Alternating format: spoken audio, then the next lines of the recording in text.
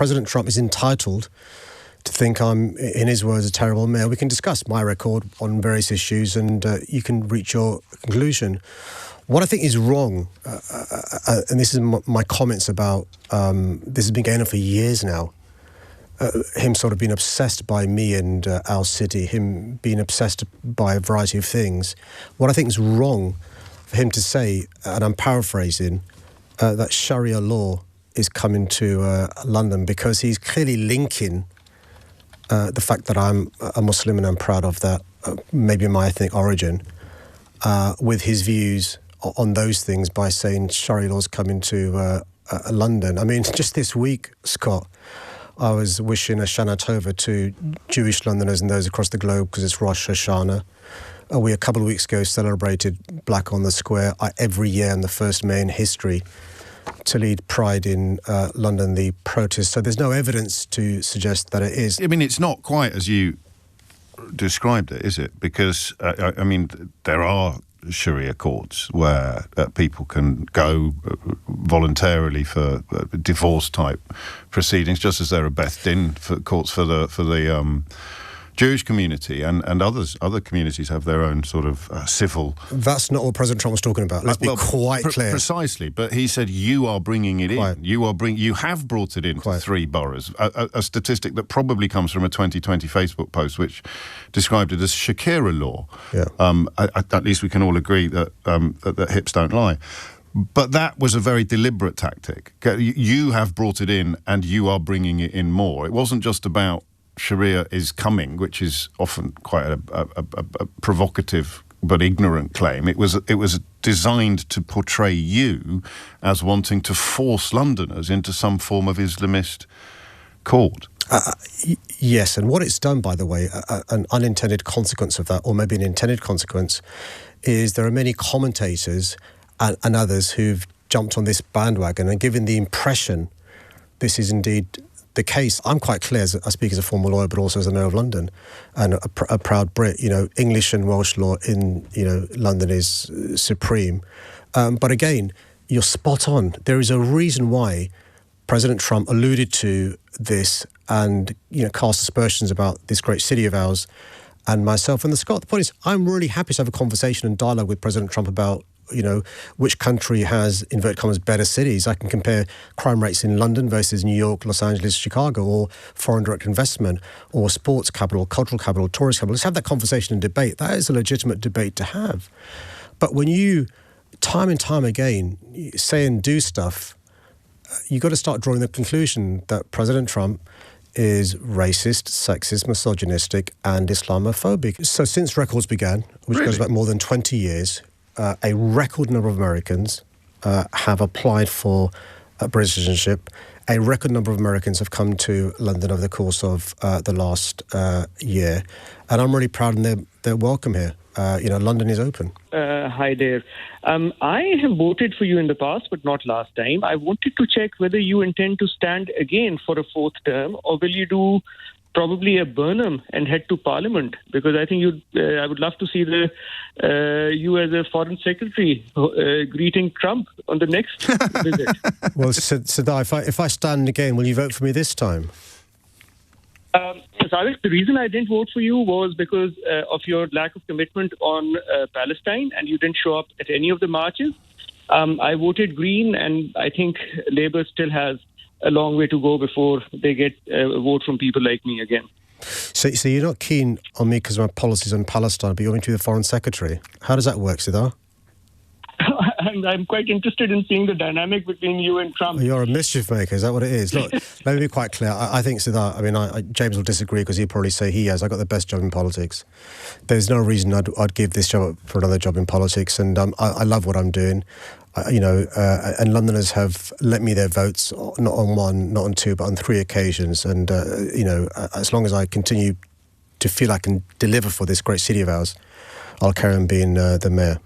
Do you approve or not approve of Andy Burnham making it public that MPs are, according to him, wanting him to mount some sort of leadership challenge to Keir Starmer? I think Andy's raising legitimate concerns he has, and he's entitled to do so. Well, he's doing a lot more than that. He's manoeuvring.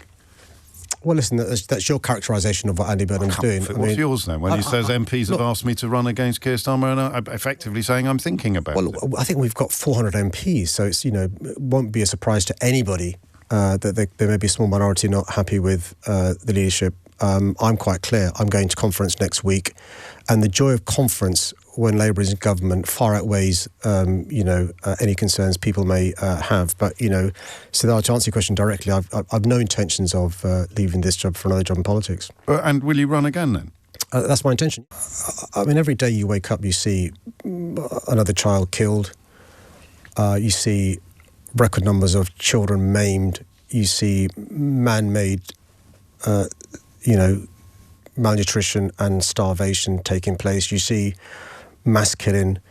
You see collective punishment. And so, the ICJ were quite clear in relation to their judgment, the interim judgment, about there being plausible genocide. Since the last time I was on this show, a UN commissioner has, drawn the conclusion there is genocide. So I'm quite clear what's happening in Gaza is genocide. I think it's really important that those countries who've got influence over Netanyahu use their influence. And, it's really important that we not just lobby the British government, but actually, the British government should be lobbying President Trump to use his influence over Netanyahu, who is in America as we speak, to say stop this killing. There will not be a two-state solution. You can recognise Palestine, but it's not going to happen if Gaza no longer exists and there aren't Palestinian people there. Where were you during the tube strike? I was in City Hall or Union Street or other parts of Why didn't we London. hear more from you? I couldn't have been seen and heard more. I was out and about on Black on the Square on the Saturday, Sunday doing Eddie media. Dempsey was concerned that you weren't visible enough. Well, listen, I mean, General Secretary that's of the RMT. the General Secretary for the RMT he's entitled to have his views and stuff. I was out and about, and I'll carry on being out and about. I mean, I was teasing a journalist who asked me that question during the strike, and the point I made to him is he should be out and about with me in my visits and stuff and asking the questions. It's not my fault that journalists aren't following me around when I do my visits and stuff, but it's a matter of record.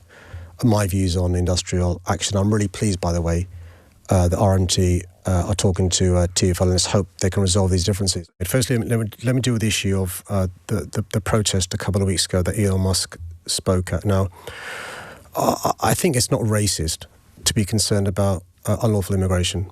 I don't think it's racist to be concerned about the small boats coming from France. I do not think it's racist to be concerned about the pace of migration. The protest organised two Saturdays ago in London was organised by the far right. The person who organised the march, Stephen Yaxley Lennon, is a violent racist who has been convicted on many, many occasions. At that protest, in addition to Elon Musk, who also used the phrase, which you didn't play, fight back or die, Yes.